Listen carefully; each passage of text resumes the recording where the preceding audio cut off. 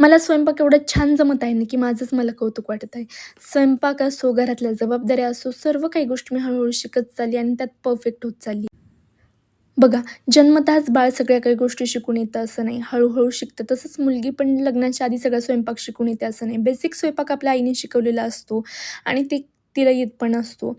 पण हळू नवीन डिशेस म्हणा किंवा जबाबदाऱ्या म्हणा, सगळं काही हळू ती शिकत असते. आणि माझ्या आईला, आजीला मी फोन करून सतत विचारत असते, जुन्या-नव्या रेसिपीज म्हणा, काही गोष्टी म्हणा. तर त्यातून मी हळू आता सगळं काही शिकत चालली आणि परफेक्ट होत चालली आहे. आणि त्यातल्या त्यात आणखी नवऱ्याची साथ आपल्याला खूप महत्त्वाची असते आयुष्यामध्ये. नवऱ्यासोबत असेल ना, तर माणूस काहीही करतं. तसंच मी माझ्या नवऱ्याची साथ मला प्रत्येक गोष्टीमध्ये आहे, व्लॉगमध्ये, सगळ्या बाबतीमध्ये. त्यामुळे मी हळू सगळी जबाबदारी घेऊन मी परफेक्ट झाली आहे. आणि मला नवल वाटतं आजच्या काळात अजूनही अशी लोकं आहेत, जे मुलींना समजून घेण्यात खूप कमी पडतात. मुलगी लग्न करून आली आहे म्हणजे तिला स्वयंपाक आलाच पाहिजे, सगळ्या गोष्टी लगेचच्या लगेच जमल्याच पाहिजेत. तिनं लग्न केल्या कामाची सगळ्या जबाबदारी घेतल्याच पाहिजेत, असे विचार करणारी लोकं अजूनही समाजात आहेत. नवीन लग्न झालेल्या मुली या गोष्टीशी रिलेट करत असतील खूप जास्त. ठीक आहे, मुलींनी जबाबदाऱ्या घेतल्या पाहिजेत. ते पण जेव्हा नवीन मुलगी असते ना, लग्न करून आलेली असते ना, निदान तिला 1-2 वर्ष वेळ द्या. तिनं तिचं सगळं काही सोडून आलेली असते. जुन्या गोष्टी, माणसं, वस्तू, कपडे सगळं काही तिचं बदलतं. त्यातून सावरायला तिला वेळ द्या. वय कमी असेल तर समजून घ्या. पण लोकांना असं वाटत नाही.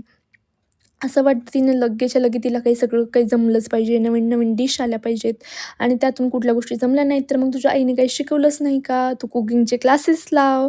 असे भरपूर टोमणे मारले जातात. असो. मी असंच Instagramवर व्हिडिओ पाहत होते. त्यातून मला असंच बोलायचं सुचलं हे. पण हे खरंच समाजात आहे की नाही? बरोबर आहे ना? मला नक्की कमेंट करून सांगा. आजूबाजूला तुम्हाला अशी भरपूर उदाहरणं पाहायला भेटतील. सगळं काही मुलींवर लगेच सोपवू नका. त्यांना समजून घ्या.